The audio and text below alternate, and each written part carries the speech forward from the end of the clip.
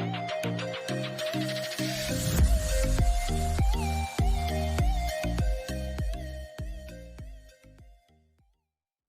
గణనామమునకు మహిమ కలుగును గాక. దేవుని బిడ్డలారా, దేవాతి దేవుడు గతించిన దినములంతా మనల్ని తనద కృపలో కాపాడి నడిపించి కృప చూపి ఆయన తన సహాయాన్ని మనకు అనుగ్రహిస్తూ దినదినము దేవుడు సహాయం చేస్తూ మనలను ముందుకు నడిపిస్తున్నందుకు ప్రభుని స్తుతిస్తూ ఉన్నాను, ఆయన నామాన్ని కీర్తిస్తూ ఉన్నాను. దేవుని వాక్యము ద్వారా మరి మీతో ముచ్చటించడానికి, సంభాషించడానికి, మీతో మాట్లాడడానికి ప్రభు ఇచ్చిన గొప్ప ధన్యత భాగ్యముకై ప్రభుని స్తుతిస్తూ మీ అందరికీ నా హృదయపూర్వక వందనాలు తెలియజేస్తూ ఉన్నాను. అందరూ బాగున్నారని, దేవుని దయ వల్ల దేవుని కృపను పొందుకుని ముందుకు సాగుతున్నారని ఆకాంక్షిస్తూ నేటి దినములో దేవుని యొక్క వాక్య భాగంలో నుంచి ఒక్కసారి మన పరిస్థితి, మన స్థితిగతులను మనం ఆలోచించుకునే వాక్య వచన భాగాన్ని జ్ఞాపకం చేయాలని ఆశిస్తూ ఉన్నా.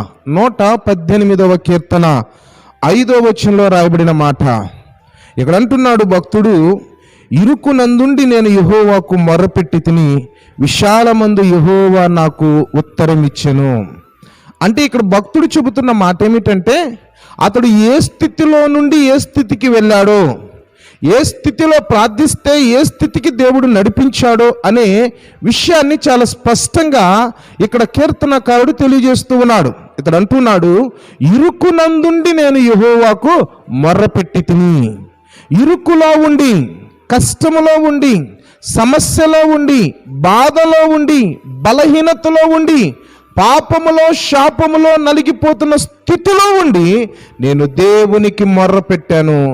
ఆ దేవుడు నాకేం చేశాడంటే ఉత్తరం ఇచ్చాడు. ఎలా ఉత్తరం ఇచ్చాడు?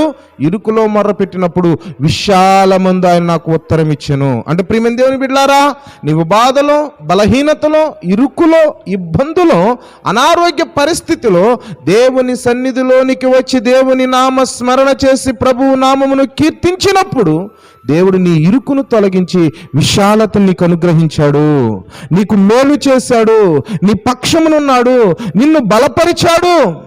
ఏమీ లేని నీ స్థితిలో నుండి అన్నీ ఉండే స్థితికి దేవుడు నిన్ను నడిపించాడు. పోటలు పస్తులుండే స్థితి నుంచి అనేక మందికి పెట్టే స్థితికి దేవుడిని నడిపించాడు. నిజమేనంటారా? దేవాతి దేవుని సన్నిధిలో అప్పుడు చేసిన ప్రార్థనే కావచ్చు, అప్పుడున్న భక్తే కావచ్చు, నేటి దినాల్లో మనకు ఉంటుందో లేదో కూడా ఒక్కసారి జ్ఞాపకం చేసుకుందాం. ఇరుకులో ఉండి ప్రార్థించినప్పుడు, ఆకలితో ఉండి ప్రార్థించినప్పుడు, కష్టముతో ఉండి ప్రార్థించినప్పుడు, బలహీనతలో ఉండి ప్రార్థించినప్పుడు ఆ కన్నీరు, ఆ వేదన, ఆ కష్టం, ఆ యొక్క ఇబ్బంది, ఆ ప్రతి విధమైన బలహీనతలో ప్రభువా, దేవా, తండ్రి, డాడీ, అబ్బా అని ఆయన సన్నిధిలో మొర్రపెట్టిన స్థితి మనం జ్ఞాపకం ఉంచుకుంటున్నామా? చాలాసార్లు మనం ఆ స్థితిని మర్చిపోతున్నామేమో, చాలాసార్లు ఆ స్థితిని మనం జ్ఞాపకం ఉంచుకోలేకపోతున్నామేమో. నేటి దినాల్లో ఉన్న స్థితిని చూచి మనం అనుకుంటున్నాం, నాకేంటిలే, నేనేంటిలే అని చెప్పి చాలాసార్లు మనము దేవుని సన్నిధిని నిర్లక్ష్యం చేస్తున్న స్థితిని దయచేసి నేను జ్ఞాపకం చేయాలని ఆశిస్తూ ఉన్నాను. నిజమే, నా బాల్య దినములు బట్టి జ్ఞాపకం చేసుకుంటే నా తల్లి ప్రతి దిన ఆరాధనలో కూడా, వారములో ఉండే ప్రతి ఆరాధనలో కూడా 3 బిడ్డలను చంకన వేసుకుని దేవుని మందిరానికి వెళ్ళేది, దేవుని సన్నిధిలో ఉండేది, దేవుని మందిరంలో ప్రాకుల్లాడేది. మరలా ప్రార్థన అవ్వగానే మరలా 3 బిడ్డలను చంకన వేసుకుని 3 సార్లు ఇంటికి చర్చికి తిరుగుతూ ఆమె కూడా దేవుని యందు అంత భయభక్తులతో ఉంది. నేటి దినాల్లో ఎంతమంది తల్లులండి మీ బిడ్డలను దేవుని సన్నిధికి నడిపించారు? ఎంతమంది తల్లులండి మీ బిడ్డలకు దేవుని భక్తిని నేర్పించేవారు? ఎంతమంది తల్లులండి సమయం ఉంటే దేవుని సన్నిధికి మనము మన ఇంటి వారు వెళ్దామని ఆలోచించేవారు ఉన్నారు? ఒక్కసారి మిమ్మల్ని మీరు స్మరించుకుని జ్ఞాపకం చేసుకోవాలని దేవుని దాసునిగా తెలియజేస్తూ ఉన్నాను. ఇరుకునందున్నప్పుడు, బాధలో ఉన్నప్పుడు, కష్టంలో ఉన్నప్పుడు, ఇబ్బందిలో ఉన్నప్పుడు నీవు దేవుని పాదములు పట్టుకోగలుగుతున్నావు, కానీ విశాలత వచ్చిన తర్వాత దేవుని సన్నిధిలో ఉండగలుగుతున్నావా?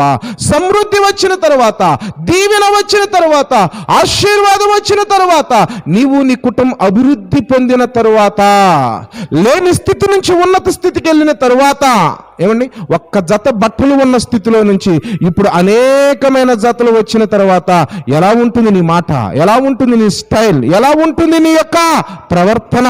ఒక్కసారి ఆలోచన చేసుకోమని ఈ వాక్య వచ్చిన భాగం ఈ ఉదయకాల సమయంలో నీతో నాతో కూడా మాట్లాడుతూ ఉంది. ప్రియమైన దేవుని బిడ్డలారా, అలనాడు ఇరుకులో ఉండగా నా తల్లి ప్రతి నియమ దినములో మమ్మల్ని దేవుని సన్నిధిలో మమ్మల్ని ఉండనిచ్చింది కాబట్టి ఇప్పుడు దేవుని పాద పద్మల వద్ద నిలబడి దేవునికి సాక్షిగా ఉండే భాగ్యాన్ని దేవుడు మాకిచ్చాడు.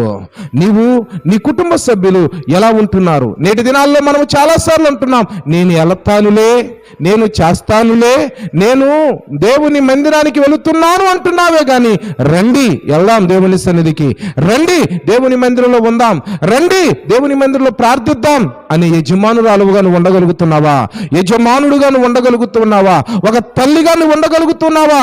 నీ బిడ్డలకు దేవుని యందు భయభక్తులు నేర్పించే స్థితి నీకు ఉంటుందా?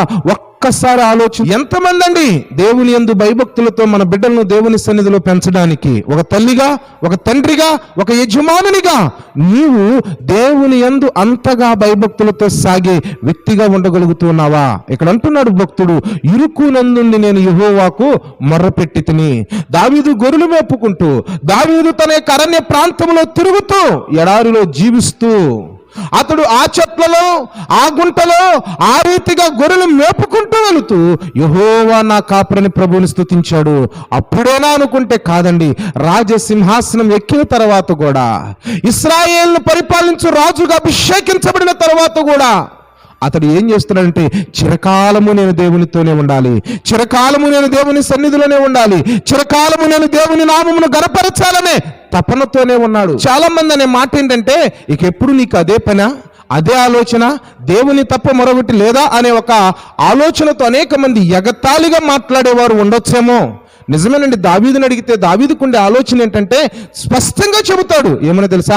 చిరకాలము నేను దేవుని మందిరంలో నివాసము చేయాలి, ఎల్లప్పుడూ నేను దేవుని సన్నిధిలో ఉండాలి, నా జీవిత కాలమంతా నేను దేవునితో ఉండాలని ఆ యొక్క దావీదు ఏం చేస్తున్నాడంటే ఆలోచిస్తున్న సందర్భాన్ని మనం జ్ఞాపకం చేసుకుంటూ ఉన్నాం. ప్రియమైన దేవుని బిడ్డలారా, ప్రియ దేవుని సంగమా, నీవు నీ జీవితంలో, నీవు నీ కుటుంబముతో ఇరుకులో ఉండగా దేవుని సన్నిధిలో మోకరించావు. చిన్న గదిలో ఉన్నప్పుడే, అందరూ కలిసి చాప మీద పండుకున్నప్పుడే దేవుని సన్నిధిలో ఎంతగా ప్రార్థించే వ్యక్తివి. మరి ఇప్పుడు ఏం చేస్తున్నావు? ఎవరి గది వారికి అయ్యేటప్పటికి, ఎవరికి వారిగా మంచాలు వచ్చేటప్పటికి, అంటే మన స్థితి, మన స్టేటస్ పెరిగే కొద్దీ దేవునితో ఎక్కువగా గడుపుతున్నావా? కుటుంబంగా, బిడ్డలతో, యజమానితో దేవుని సన్నిధిలో మోకరిల్లి అనుభవం ఉందా? గతించిన దినాలను ఒక్కసారి మనం జ్ఞాపకం చేసుకుంటే, భార్యగా, భర్తగా నీవు కష్టపడి పగలల్లా ఎంతో పని చేసి, అవసరమైతే మగతాకు కూడా వెళ్ళి అయినా దేవుని సన్నిధిని మానకుండా వెళ్ళలేదా? దేవుని సన్నిధిలో మానకుండా ప్రార్థించలేదా? పగలంతా పని చేస్తూనే రాత్రంతా దేవుని సన్నిధిలో గడిపిన అనుభూతి మనకు లేదా? కానీ నేటి దినాల్లో ఏమవుతుంది? అక్కడ శ్రమ తగ్గింది, కష్టం తగ్గింది, పని తగ్గింది, అలాగే ఇక్కడ భక్తి కూడా తగ్గిపోతూ ఉంది. పని చేయలేకపోతున్నాను అంటున్నావు కానీ ప్రార్థన చేయలేకపోతున్నాననే ఆలోచన నీకు వస్తుందా?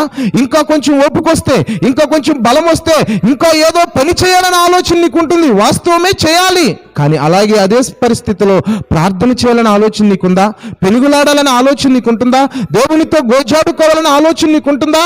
భక్తుడు అంటాడు యోబు గ్రంథంలో మనం జ్ఞాపకం చేసుకుంటే, నీవు జాగ్రత్తగా దేవుణ్ణి బతిమాలుకునిన ఎడలా, దేవుని సన్నిధిలో బ్రతిమలాడుకునే అనుభవం నీకుందా? కష్టకాలంలో ఉండగా, ఇరుకులో ఉండగా, ఇబ్బందిలో ఉండగా దేవుని ఎంతగా బ్రతిమలాడుకున్నావు? నీ విషయం కావచ్చు, నీ బిడ్డల విషయం కావచ్చు, నీ యజమానుడి విషయం కావచ్చు, నీ యజమానురాల విషయంలో కావచ్చు, తల్లిదండ్రుల విషయంలో కావచ్చు, గర్భఫలము, భూఫలము, పశువుల మందులు, ఉద్యోగాలు, వ్యాపారాలు, వీటన్నిటిలో ఎంతగానో ప్రభువుని పెనుగులాడావే. మరి నేటి దినాల్లో ఏమవుతుంది? ఇరుకులో దేవునికి మొర్రపెట్టావు, కానీ దేవుడు నీకు విషయాలు తెచ్చిన తర్వాత నీ భక్తిలో ఎంత దిగజారిపోతున్నావో, ఎంత దూరం అయిపోతున్నావో, ఎంతగా దేవుని సన్నిధికి, దేవునికి నువ్వు ఎంత దూరంగా ఉంటున్నావో ఒక్కసారి ఆలోచించుకోగలుగుతున్నావా? ప్రియ దేవుని బిడ్డ, దేవుని సంగమా, మనము జ్ఞాపకం చేసుకోవాల్సింది, ఆలోచించుకోవాల్సింది ఏమిటంటే, ఇరుకులో ఉండగా దేవునికి మొరపెట్టాం, విశాలత వచ్చిన తర్వాత మొరపెట్టగలుగుతున్నామా? నిజమే, చాలాసార్లు మన స్టేటస్ పెరిగిన తర్వాత, మన పొజిషన్ పెరిగిన తర్వాత, మన స్థితి పెరిగిన తర్వాత మనం అనేకమైన సార్లు ఏం చేస్తున్నామంటే, దేవుని పనిని, దేవుని సన్నిధిని, ప్రార్థనని, భక్తిని, ఉపవాసమును కూడా చాలాసార్లు నిర్లక్ష్యం చేస్తున్నట్లుగా ఉన్నానేమో. ఒక్కసారి ఉదయకాల సమయంలో దేవుడు నీతో మాట్లాడుతున్న ఈ మాటల ద్వారా కోపము తెచ్చుకోక, లేదా మరొక రకంగా ఆలోచించక, ఇప్పటికై నువ్వు దేవుని వైపు తిరగగలిగితే, ఇరుకునందు నువ్వు ఎలా మొరపెట్టావో విశాలతలో కూడా దేవునికి అలాగే మొర్రపెట్టగలిగితే, ప్రభు ఇంకా నిన్ను హెచ్చించువాడై ఉన్నాడు, ఇంకా నిన్ను పైకి లేపువాడై ఉన్నాడు, ఇంకా నిన్ను బలపరచువాడై ఉన్నాడు. ప్రభువు నీ స్థితిని, నీ పరిస్థితిని ఉన్నత స్థితిలోనికి నడిపించడానికి సిద్ధంగా ఉంటున్నాడు. ప్రియమైన దేవుని బిడ్డ, నీవు ఆ రీతిగా సాగుతున్నావా? విశాలత వచ్చిన తర్వాత ఒకవేళ మర్చిపోతున్నావేమో, దూరం అవుతున్నావేమో దేవునికి, దేవుని పనికి, దేవునికి, దేవుని సన్నిధికి, దేవునికి, దేవుని దాసుల మాటకు అనేకమైన సార్లు విధేయత చూపలేని స్థితిలో ఉంటున్నావేమో. ఒక్కసారి మరొక ఆలోచన కాకుండా ఏక ఆలోచన కలిగి దేవుని సన్నిధిలో క్షమించమని అడిగి నువ్వు ఇంకనూ దేవుని సన్నిధిలో ప్రార్థించగలిగితే, ప్రభు నిన్ను విశాలపరచడమే కాదు, నీ బిడ్డలను విశాలపరచువాడై ఉన్నాడు, వారి స్థితిని విశాలపరచువాడై ఉన్నారు, వారి భవిష్యత్తును ఆయన ఆశీర్వదించి హెచ్చించువాడై ఉన్నాడని గుర్తెరుగుతూ, దేవుని యందు భయభక్తులతో ఉంటూ, దేవుని యందు శ్రద్ధాశక్తులతో ఉంటూ ఈ మాటను మనం జ్ఞాపకం చేసుకుంటున్నామే. ఇరుకునందుండి యెహోవాకు మొర్రపెట్టగా విశాలత యందు ఆయన నాకు ఉత్తరం ఇచ్చుననే మాటను జ్ఞాపకం చేసుకుంటూ, అలాగే దావీదు భక్తుడు మరొక మాట కూడా అంటున్నాడు. కీర్తన భాగంలో నుంచి 4వ కీర్తన 1వ వచనములో ఏమని మాట్లాడుతున్నాడంటే, ఇరుకులో నాకు విశాలత కలగజేయువాడవు నీవే, నన్ను కరుణించి నా ప్రార్థన అంగీకరించుము. ఏమంటున్నాడండి? ఇరుకులో నాకు విశాలత కలిగించువాడవు నీవే. ఎవరండి నీకు విశాలత కలిగించింది? చాలాసార్లు అంటే, ఇది నా కష్టం, ఇది నా కష్టార్జితం, ఇది నేను ప్రయాసపడ్డాను, ఇది నేను చెమట కార్చాను, ఇది నేను కష్టపడ్డాను అని చాలాసార్లు మాట్లాడుతున్నావు. కానీ ఇక్కడ భక్తుడు దావీదేమంటున్నాడో తెలుసా? ఇరుకులో నాకు విశాలత కలగజేసిన వాడవు నీవేనయా. దేవుడే నిన్ను విశాలపరిచాడు, దేవుడే నిన్ను ఆశీర్వదించాడు, దేవుడే నిన్ను బలపరిచాడు, దేవుడే నీకు క్షమమిచ్చాడు, దేవుడే నీ పక్షంలో ఉండి తన కార్యమును జరిగించాడు. అది గుర్తెరగలుగుతున్నావా? లేకపోతే ఇది నాది అని చెప్పి విర్రవీగుతున్నావా? ఒక్కసారి మనం ఏ పార్టీ వారం? మన ప్రాణం ఏ పాటిది, మన జీవితం ఏ పాటిది, మనము ఏ పార్టీ వారం? అందుకని భక్తులు అంటాడు కదా, నరుని జ్ఞాపకము చేసుకున్నటకు వాడు ఏ పార్టీ వాడు. ఏ పార్టీ వారమనండి దేవుడు మనల్ని ఎన్నుకున్నది, ఏ పార్టీ వారమనండి దేవుడు మనల్ని ఏర్పరచుకున్నది, ఏ పార్టీ వారమనండి దేవుడు మనకి స్థితినిచ్చింది. ఒక్కసారి గుర్తెరుగుతూ దేవుని యందు భయభక్తులతో ఉంటూ దేవుని సన్నిధిలో మనం ఎల్లప్పుడూ మానక ప్రార్థిస్తూ, మానక ఆయన నామస్మరణ చేస్తూ, మానక ప్రభువు సన్నిధిలో ముందుకు సాగుతూ, ఇరుకులో ఉండగా ఎంతగా మొరపెట్టాలో విశాలతలో కూడా నువ్వు అంతగా మొరపెట్టగలిగితే, అంతగా ప్రార్థించగలిగితే, నీ ఇరుకు నుంచి నీకు విశాలత ఇచ్చిన దేవుడు నీ తదుపరి నీ బిడ్డల విషయంలో, నీ గర్భఫల విషయంలో, నీ భూఫల విషయంలో, నీ తదుపరి నీ తరమునకు కూడా దేవుడు అంతకంటే గొప్ప విశాలత, ఉన్నతమైన స్థితి, ఉన్నతమైన దేవుని ఆశీర్వాదం కలుగుతుందని గుర్తెరుగుతూ మనము ఇరుకులో ఉండగా మొరపెట్టిన రీతిగా ఇంకను ఆయన సన్నిధిలో బ్రతిమలాడుకుంటూ, తడువులాడుకుంటూ, దేవుని సన్నిధిలో వెతుకుతూ, ఆయన బ్రతిమలాడుకుంటూ, ఆయన యందు పవిత్రత కలిగి, యథార్థత కలిగి, నమ్మకమైన వారమై ఉంటూ, దేవుని కృపను, దేవుని సన్నిధిని మనము గోజాడుకుంటూ, అడుగుతూ, విన్నవించుకుంటూ ఆయన సన్నిధిలో ముందుకు సాగుదామా? ప్రభుకి యోగ్యులంగా ఉందామా? ప్రభుకి ప్రియమైన వారంగా ఉందామా? విశాలత కలిగిస్తున్నా, అభివృద్ధి కలిగిస్తున్నా, ఆశీర్వాదం ఇస్తున్నా, దినదినము మనల్ని, మన కుటుంబాన్ని దీవింపజేస్తున్నా, మన నామమును హెచ్చిస్తూ ఉన్నా, అనగా నీ పేరును హెచ్చిస్తూ ఉన్నా, ఆ యేసు నామమును నువ్వు కూడా భజిస్తూ, యేసు నామమును కలిగి ఉంటూ, యేసు నందు నువ్వు యథార్థత కలిగి ఉంటూ దేవునిలో సాగుతున్నావా? నీ స్థితి మారింది, నీ పొజిషన్ మారింది, నీ ఇల్లు మారింది, నీ జీవనోపాధి మారింది, నీ యొక్క సమస్త కంటికి కనబడేది అంతా కూడా మారింది, డెవలప్ అయ్యింది. మన ఆత్మీయతలో కూడా అలాగే ఉంటున్నావా? ఒక్కసారి పరిశీలన చేసుకో. దేవుని యందు భయభక్తులు కలిగి ఉండు. ప్రభువుని ఇరుకులో నుంచి విశాలత కలగజేసిన వాడిని గుర్తెరిగి దేవుని యందు శ్రద్ధాశక్తులతో ఉండు. ఇంకనూ ప్రభువు నిన్ను, నీ కుటుంబాన్ని దీవిస్తాడు, ఆయన నిన్ను బలపరుస్తాడు. ఒకంత కళ్ళు మూద్దాం, ప్రార్థన చేద్దాం. దేవుని సన్నిధిలో ఒక్కసారి మళ్ళీ మనం పరిశీలన చేసుకుందాం. మనం ఇరుకులో ఉండగా మన పరిస్థితి ఎలా ఉంది? ఎంత తృప్తిగా, ఎంత నెమ్మదిగా, ఎంత క్షేమముగా, మనసా నోరారా దేవాతి దేవుణ్ణి నోరారా ప్రార్థిస్తూ కడుపారా దేవుడిచ్చిన ఆహారం తీసుకుంటూ ఎంత తృప్తిగా ఉండేవారం. ఇప్పుడు ఈ శాలతకు వచ్చిన తర్వాత నెమ్మది లేదే, క్షేమం లేదే, ఆరోగ్యం లేదే, బలం లేదే, ఎంత సంపాదించినా కంటి నిండా కునుకు పడే పరిస్థితి లేదు, కడుపు నిండా ఆహారం తీసుకునే పరిస్థితి లేకుండా ఉంటున్నావేమో. దానికి కారణం ఏమిటంటే ఈ లోకానుసారమైన పొజిషనే చూస్తున్నావు కానీ ఆత్మానుసారమైన నీ భక్తిని చూసుకోలేకపోతున్నావు, నీ స్థితిని నువ్వు చూసుకోలేకపోతున్నావు. కాబట్టి ప్రియమైన దేవుని బిడ్డలారా, ఇప్పటికైనాను దేవుని యందు భయభక్తులతో ఉంటూ, దేవుని యందు శ్రద్ధాశక్తులతో ఉంటూ, విశాలత కలిగించి నిన్ను నిలిపించి బలపరిచి నీకు నీ బిడ్డలకు దినదిన అభివృద్ధిని కలిగిస్తున్నా దేవుని వైపు చూడు, ఆయన సన్నిధిలో బ్రతిమలాడుకో. ప్రభు ఇంకను నిన్ను కరుణిస్తాడు, ఇంకను నిన్ను కాపాడుతాడు, నీ ప్రార్థన ఆయన అంగీకరిస్తాడు, నీ మనవులు ఆలకించి నీకు ప్రతిఫలము ప్రత్యుత్తరం ఇస్తూ నిన్ను నీ పిల్ల తరమున తరతరములకు దేవుని కాపుదల తోడుగా ఉంటుంది. ప్రార్థించుకుందాం. మా ప్రియమైన మా యేసు, మహోన్నతుడైన మా తండ్రి, నీకు వందనాలు చెల్లిస్తూ ఉన్నాం. ఈ ఉదయకాల సమయంలో నీ వాక్య వచ్చిన భాగం ద్వారా మీరు మాతో మాట్లాడారు. నిజమే నాయనా, ఇరుకు నన్ను మేము నీకు మొర్రపెట్టినప్పుడు మా ఇరుకులో, మా ఇబ్బందులో, మా కష్టములో, మా కన్నీరులో, మా దుఃఖములో, మా వేదనలో మాకు సహాయం చేసి విశాలతకు నడిపించి ఉత్తరం ఇచ్చావయ్యా. అందుని బట్టి నీకు వందనాలు. కాబట్టి విశాలతకు వెళ్ళిన మేము నిన్ను నీ భక్తిని, నిన్ను నీ సన్నిధిని, నిన్ను నీ యందు భయభక్తులు మరుచువారము కాక ఎల్లప్పుడూ జాగ్రత్త కలిగి ఉంటూ విశాలత కలిగించిన నీ సన్నిధిలో భయభక్తులతోనూ శ్రద్ధాశక్తులతోనూ బ్రతిమలాడుకుంటూ వెతుకుతూ నీ యందు యథార్థత కలిగి జీవించడానికి సహాయం మీరు దయచేసి బలపరచమని, మాకు విశాలత కలగజేయవాడు నీవే కాబట్టి ఇంకను మాకున్న ప్రతి ఇరుకు, ఇబ్బంది, బలహీనత, వ్యాధి, బాధ, సమస్యల నుంచి విడుదల మీరు దయచేసి విశాలత ఉన్నతమైన స్థితికి నడిపించమని, మమ్మల్ని కాదు మా తదుపరి తరమును కూడా మీరు ఆశీర్వదించి దీవించి బలపరచమని, ఈ ఉదయకాల సమయంలో మేము కూడా నీ మాటలు వినడం మాత్రమే కాదు, దాని ప్రకారం పశ్చాత్తాపడి నీలో నూతన తీర్మానంతో ముందుకు సాగడానికి సహాయమని మీరు దయచేయమని, నీ వాక్యములకు మేము అవిధేయులము కాక విధేయులమైన లోబడి సాగే అనుభవాలు మాకు దయచేయమని యేసు ఉన్నత నామములో అడిగి వేడుకొనుచున్నాము తండ్రి. ఆమేన్. తండ్రి అయిన దేవుని యొక్క ప్రేమ, కుమారుడు ప్రభువైన యేసుక్రీస్తు కృప, బలపరచు ఉన్నత స్థితికి నడిపించు పరిశుద్ధాత్మ దేవాతి దేవుని యొక్క సహవాసము సన్నిధి మనకెల్లప్పుడూ తోడుగా ఉండి నడిపించును గాక. ఆమేన్. అందరికీ వందనాలు. దేవుడు మిమ్మల్ని మీ కుటుంబాన్ని దీవించును గాక. ఒక్కసారి ఆలోచించేద్దాం.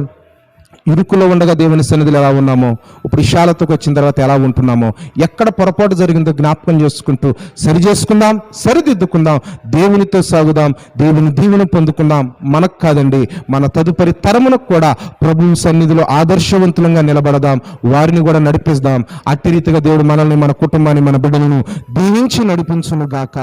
ఆమేన్.